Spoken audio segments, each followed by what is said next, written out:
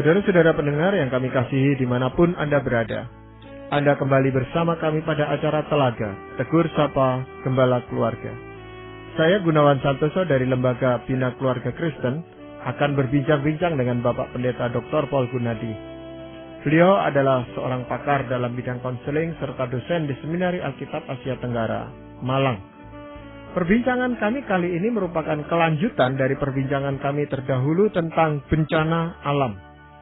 Kami percaya acara ini pasti bermanfaat bagi kita sekalian dan dari studio kami mengucapkan selamat mengikuti.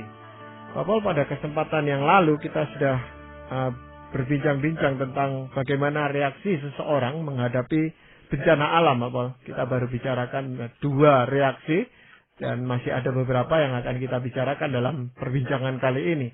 Namun agar para pendengar kita itu bisa mengikuti alur perbincangan kita, Pak Paul mungkin bisa uraikan secara singkat apa yang sudah kita perbincangkan pada kesempatan yang lalu, Pak Paul. Reaksi pertama tatkala kita mengalami bencana adalah penyangkalan. Nah, penyangkalan di sini bukanlah menyangkal pada peristiwanya bahwa bencana telah terjadi. Penyangkalan di sini mengacu kepada penyangkalan terhadap kehilangan. Jadi misalkan kita kehilangan anak atau kehilangan orang tua, kita masih beranggapan bahwa ini adalah sebuah mimpi. Dan nanti besok setelah saya bangun tidur, saya akan mendapatkan bahwa orang tua saya masih hidup. Bahwa ini adalah mimpi buruk belaka. Nah, reaksi penyangkalan reaksi yang alamiah. Kebanyakan kita pada waktu mengalami bencana seperti ini akan mengeluarkan reaksi penyangkalan. Salah satu gunanya adalah secara tanpa kita sadari, dengan menyangkal, kita itu mempersiapkan diri kita untuk benar-benar mengalami kehilangan yang dahsyat itu. Kita nggak siap untuk langsung mengalaminya. Maka untuk mempersiapkan diri, di bawah alam sadarlah kita memunculkan penyangkalan-penyangkalan ini. Biasanya penyangkalan hanya berlangsung beberapa hari.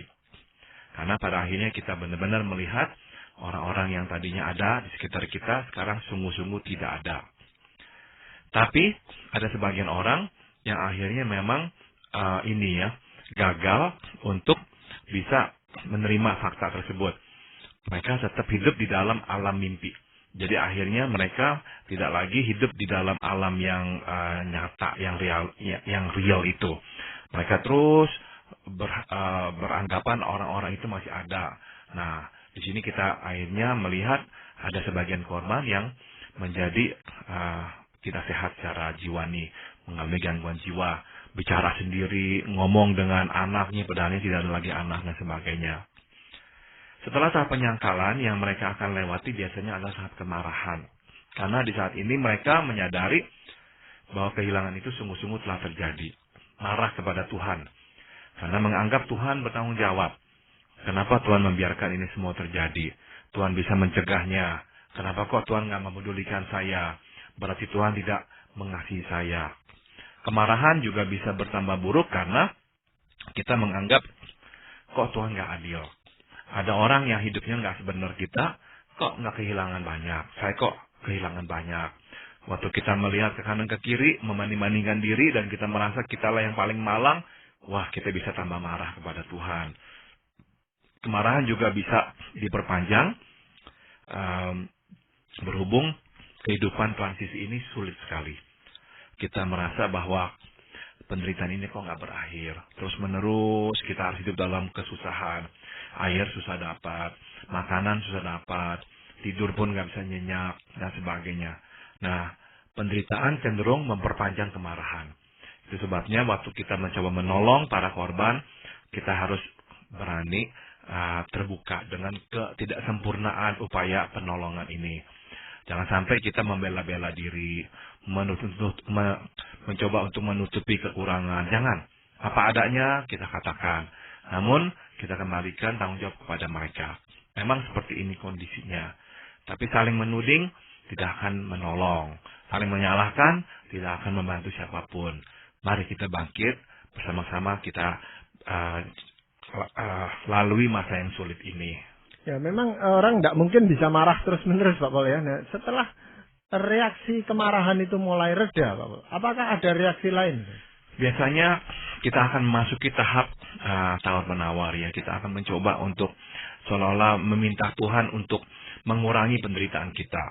Nah, dalam kasus bencana alam kita mungkin mencoba membujuk Tuhan dengan doa-doa kita supaya kita cepat bangkit. Berkat Tuhan cepat turun. Penderitaan ini cepat berakhir, ya. Nah, kita mulailah berangan-angan meminta ya supaya Tuhan menolong kita. Oke lah, kita terima, kita telah kehilangan banyak, kita telah menderita, tapi kita terus berharap ini akan berakhir dengan cepat. Kita seolah-olah ini mau menawar ya. Dan kita mulai berjanji kepada Tuhan, Tuhan, saya telah belajar, ini ada hikmahnya, ini ada banyak manfaat buat saya belajar sesuatu dari bencana ini. Nah, sekarang udah dah, Tuhan sudah tahu saya belajar, sekarang lepaskan saya dari penderitaan ini. Nah, sebagai pembimbing ya, dalam upaya menolong mereka, kita perlu untuk menyadarkan mereka agar tetap realistik. Ada kalanya pada tahap ini, mereka tidak realistik, Pak Gunawan. Terlalu berpikir sederhana bahwa, oke lah, kalau saya mengakui kesalahan dosa saya, maka dengan cepat Tuhan akan mengubah situasi saya. Penderitaan akan segera berhenti, berkat Tuhan akan Tuhan kucurkan dari surga supaya saya bisa bangkit. Nah, ini yang perlu kita coba sadarkan para korban bahwa mungkin situasi ini akan berkepanjangan, tapi tidak berarti Tuhan sudah menutup mata. Tidak berarti Tuhan meninggalkan kita. Dalam kesusahan Tuhan tetap bersama dengan kita. Ya, Tuhan bukan saja bersama dengan kita melewati padang yang berumput hijau, Dia pun bersama dengan kita melewati lembah bayang-bayang maut, yaitu lembah kesusahan dan penderitaan. Nah, jadi kita mesti sadarkan mereka agar jangan sampai mereka masuk dan terjebak ke dalam angan-angan yang tidak realistik ini. Ya, sebenarnya reaksi ini merupakan reaksi awal dari bangkitnya seseorang dari keterpurukannya akibat bencana alam itu, Bapak. Betul sekali, Pak Gunawan. Jadi memang Pak Gunawan tadi katakan orang nggak bisa marah terus-menerus, itu betul. Meskipun biasanya itu fase marah cukup panjang dan mudah meletup kembali. Jadi ini memang bukan fase yang kalau kita sudah lewati, selama-lamanya kita nggak akan kembali lagi. Tidak, bisa jadi nanti setelah kita lewati fase-fase ini nih, ada lagi membuat kita marah, muncul lagi kemarahan kita, itu mungkin. Tapi intinya adalah, kalau kita berhasil lewati kemarahan, kita masuk ke fase tawar-menawar ini, ya inilah fase sebetulnya yang menunjukkan kita mau bangkit. Makanya kita mulai berharap, kita mulai kembali berdoa, meminta belas kasihan Tuhan untuk menolong kita. Tapi sekaligus, ya kita mesti berhati-hati. Jadi sebagai penolong kita mesti mengingatkan mereka tetap berdoa dan berharap, tapi juga tetap realistik bahwa penderitaan ini tidak usai dengan segera. Tawar-menawar ini apakah juga bisa dilakukan terhadap sesamanya gitu, Bapak? Jadi bukan terhadap Tuhan, tapi terhadap sesamanya, ada enggak bentuk tawar-menawar yang seperti itu? Saya kira secara nggak langsung kita mencoba melakukan itu juga ya dengan orang-orang yang kita anggap berada di posisi untuk menolong kita. Kita menuntut mereka untuk bisa melakukan sesuatu bagi kita. Jadi kita mulailah meminta ini dan itu, nanti kita akan lakukan ini atau apa. Sekali lagi, secara positifnya ini adalah awal kebangkitan, awal berharap kembali. Tapi penting ya kita sebagai tim penolong untuk berhati-hati, menyadarkan mereka untuk berhati-hati.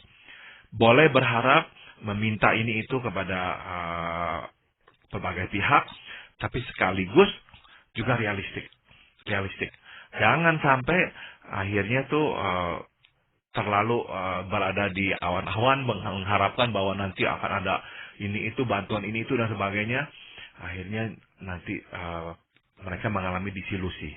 Nah, bagaimana kalau seandainya apa yang mereka harapkan atau mereka tawar itu tidak menjadi suatu kenyataan gitu, Bapak?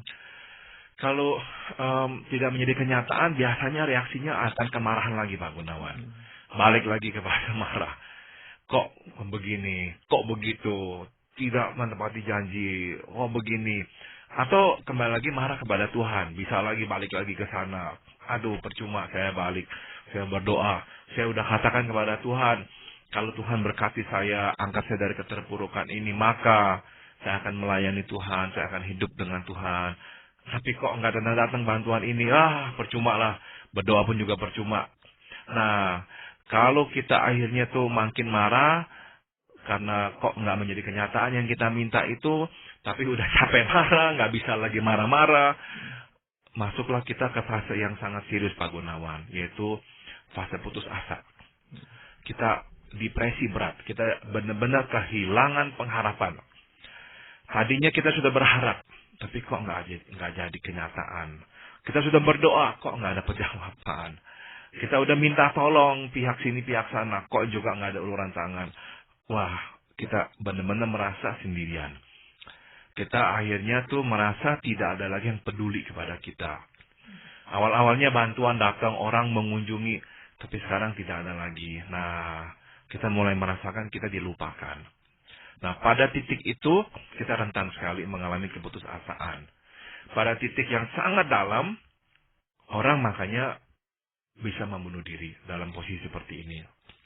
Karena mereka tidak lagi bisa melihat adanya titik terang. Belum lama ini saya membaca di surat kabar tentang kondisi di India. Memang negara India mengalami banyak kemajuan. Tapi ternyata di balik kemajuan itu begitu banyak orang yang hidup dalam kesusahan. Nah, artikel itu membahas tentang statistik bunuh diri. Cukup banyak orang-orang yang bunuh diri, yaitu para kepala keluarga. Karena mereka nggak bisa lagi menghadapi tantangan hidup yang sebegitu besarnya. Nah, sama dengan masalah bencana ini. Para korban pun pada titik keputusasaan ini mungkin akan tergoda ya untuk mengakhiri hidup. Daripada begini terus, ya mendingan saya akhiri hidup ini. Ya, itu sekalipun dialami oleh sekelompok orang, Pak Paul, yang mengalami bencana alam itu, putus asa itu juga bisa terjadi gitu. Nah, tadi kita sudah membahas bahwa memang kita ini di dalam penampungan bisa mengalami dampak positif sekaligus negatif. Dampak positifnya saling tolong, saling dukung, ya, saling menguatkan. Dampak negatifnya kalau satu marah, yang lain bisa ikut-ikut marah. Nah, dampak negatif yang lain adalah kalau satu putus asa, yang lain pun bisa terus putus asa. Itu betul. Jadi putus asa itu bisa menular.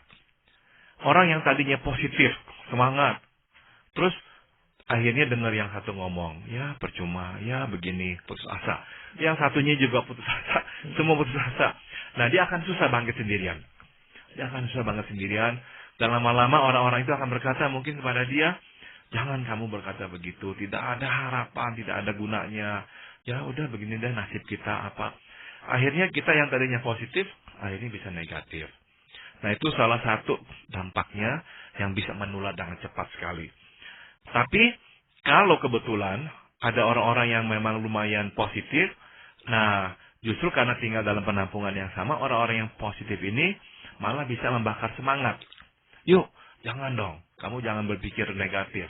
Yuk kita coba lagi. Nah, itu bisa memercikan api ya, agar semangat hidup itu muncul kembali. Iya, kalau sampai terjadi ada yang putus asa sampai bunuh diri, itu bisa menimbulkan kemarahan lagi loh Bapak terhadap dalam diri orang-orang yang ada di sekelilingnya.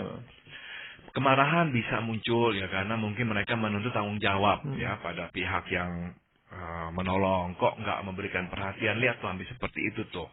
Bisa marah, tapi dampak yang lebih berat sebetulnya adalah putus asa. Waktu seseorang melihat, lihat dia ini bunuh diri. Tiba-tiba tuh bunuh diri itu menjadi sebuah alternatif bagi banyak orang. Iya ya, daripada hidup seperti ini mendingan seperti dialah. Dia sekarang udah bebas. Nah, itu dampak buruknya. Bisa benar-benar mempengaruhi suasana ya di kalangan di satu tempat penampungan itu. Sehingga akan banyak orang yang makin terpuruk karena satu orang telah menyerah. Ya, ini sama seperti pertempuran. Kalau satu serdadu lari ketakutan, akan diikuti oleh 10 serdadu yang ketakutan. Tapi sebaliknya, satu serdadu maju terus ke depan, itu bisa membawa 10 serdadu ikut maju ke depan. Dan berani untuk mempertaruhkan nyawa mereka. Jadi sama dampaknya. satu orang di dalam kamp penampungan mengakhiri hidupnya akan bisa menimbulkan dampak yang memang kelabu terhadap satu kamp itu. Tiba-tiba suasana akan benar-benar turun, rendah sekali. Mood itu benar-benar tiba-tiba jadi kelabu. Ya, takut. Nggak ada lagi pengharapan. Putus asa. Siapa yang peduli? Ya, mendingan mungkin seperti dialah. Tidak ada lagi sekarang kesusahan. Dia sudah bebas dari kesusahan. Maka, di dalam kamp penampungan idealnya Pak Gunawan, ini idealnya. Tim penolong harus banyak. Benar-benar itu tuh sebetulnya rasionya harus lumayan banyak. Misalkan dalam satu camp ada 1.000 orang, hanya 5 orang yang menolong. Sangat-sangat susah. Karena apa? Karena tim ini nih sangat berperan besar untuk menetralisir keputusasaan. Karena keputusasaan akan menyebar seperti api itu merambah, menyebar kemana-mana. Justru mesti banyak orang yang ada di situ. Tim penolong yang positif itu akan bisa mengcounter, melawan omongan-omongan yang negatif ini. Terus memberi semangat lagi. Nah, waktu para korban melihat banyak tim penolong, berarti kami nggak ditinggalkan. Masih banyak yang peduli dengan kami. Semangat mereka untuk membangkar semangat yang para korban, itu juga akan menolong. Sehingga mereka terbangkitkan kembali. Ya berarti pertolongan terhadap korban bencana alam itu bukan hanya sekedar makanan, pakaian, dan sebagainya Pak Boleh. Terutama dukungan moral seperti ini sangat dibutuhkan. Betul, betul sekali. Jadi bahkan kunjungan-kunjungan itu penting. Meskipun mungkin sekali di sana kita nggak berbuat banyak, nggak ada yang bisa kita lakukan, misalkan deh ya.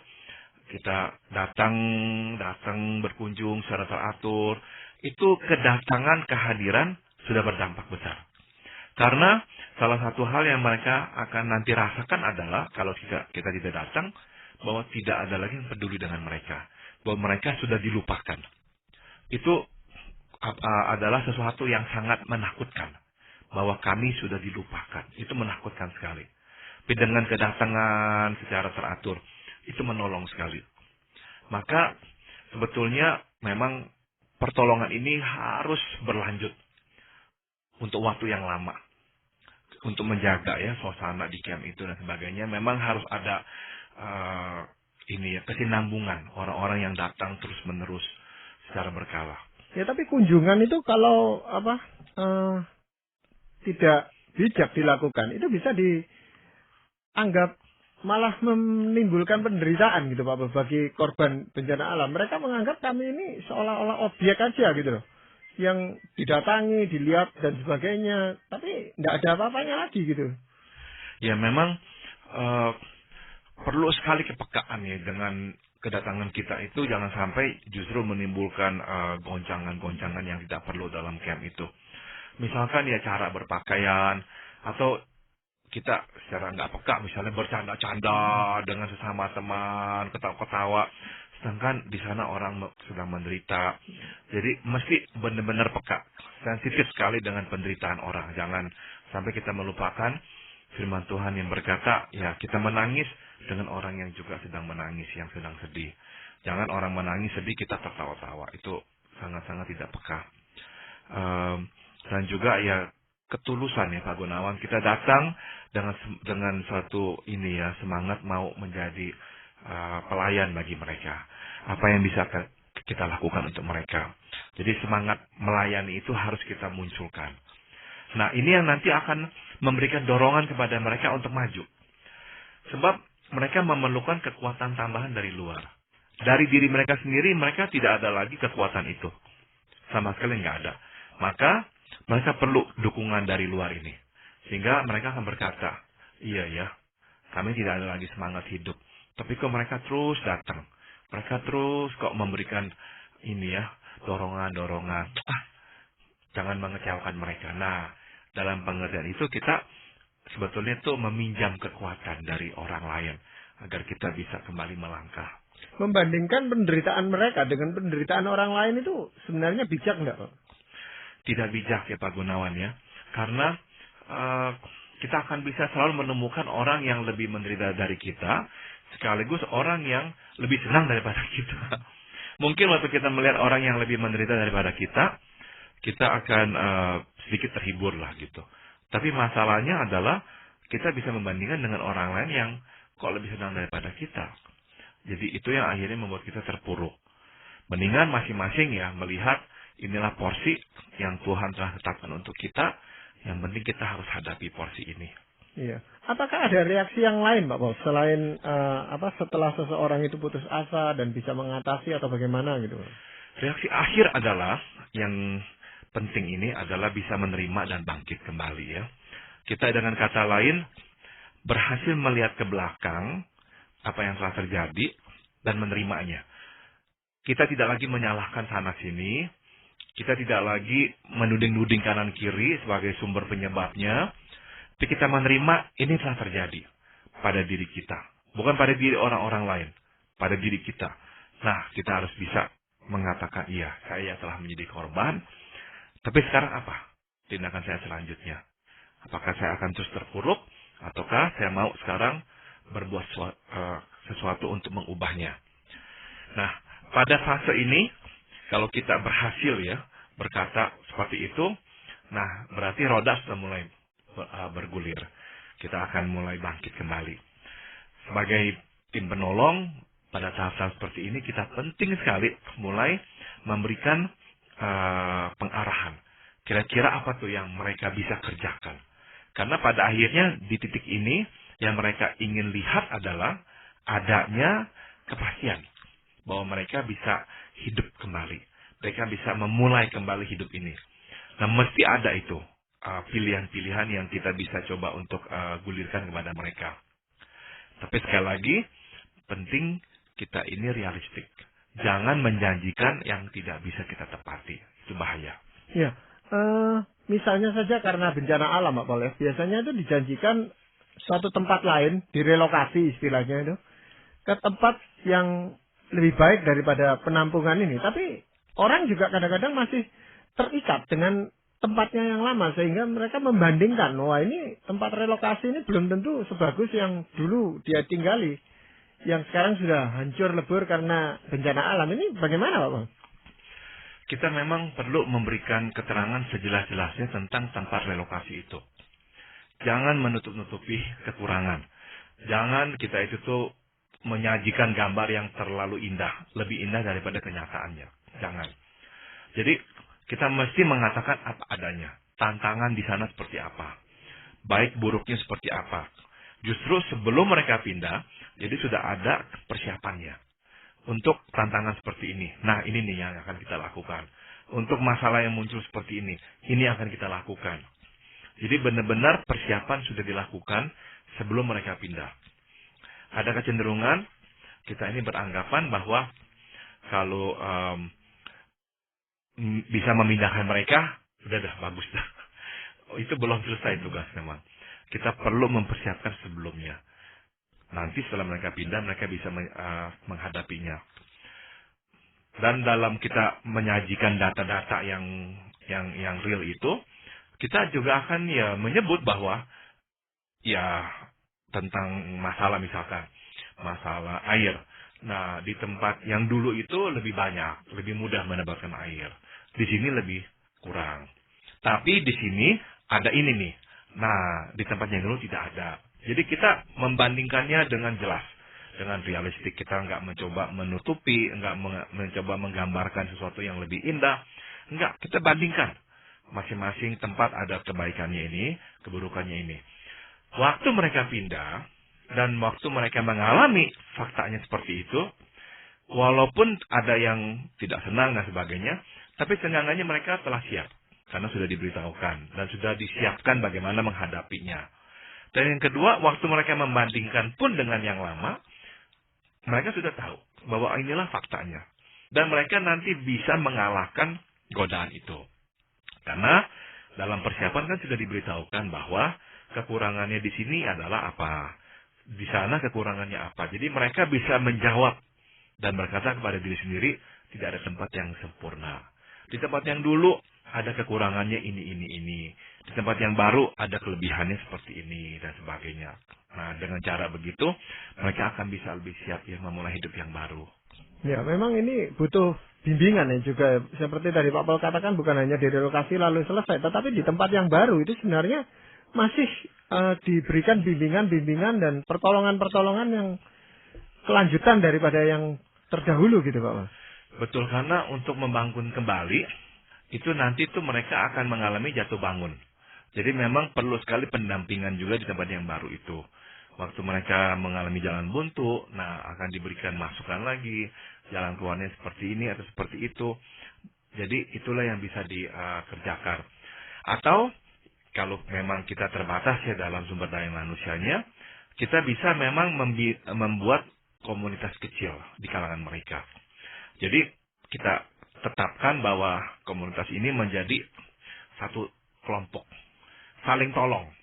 Kalau ada apa-apa, mereka nanti akan saling menolong anggotanya. Jadi kita minta mereka bertemu secara berkala. Mungkin selama setahun, setiap bulan sekali mereka bertemu, berkumpul, membicarakan. Dan anggota itu saling mengingatkan dan saling menolong. Nah, sistem seperti ini juga baik. Iya, jadi apakah ada firman Tuhan Pak Paul yang ingin Pak Paul sampaikan untuk memberikan kekuatan, memberikan motivasi kepada ya mungkin sebagian saudara-saudara kita yang saat ini sedang mengalami bencana alam Pak? Di Roma pasal 8, Rasul Paulus mengatakan bahwa segala ciptaan sedang mengerang, menantikan hari penebusan. Jadi ciptaan Tuhan di dunia ini tidak ada lagi yang sempurna. Makanya muncul bencana alam dan sebagainya. Dan kita hidup dalam dunia, kita akan terus bisa terkena bencana.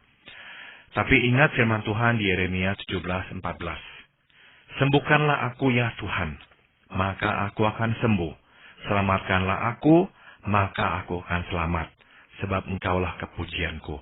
Apapun situasinya, kita bisa datang kepada Tuhan, memohon Tuhan menyembuhkan, dan Dia akan menyembuhkan kita. Kita meminta Dia menolong, dan Dia akan menolong kita, sehingga kita bisa keluar dari masalah ini. Iya, terima kasih Pak Paul. Firman Tuhan ini yang pasti menguatkan kita sekalian. Dan para pendengar, kami mengucapkan banyak terima kasih Anda telah mengikuti perbincangan kami dengan Bapak Pendeta Dr. Paul Gunadi.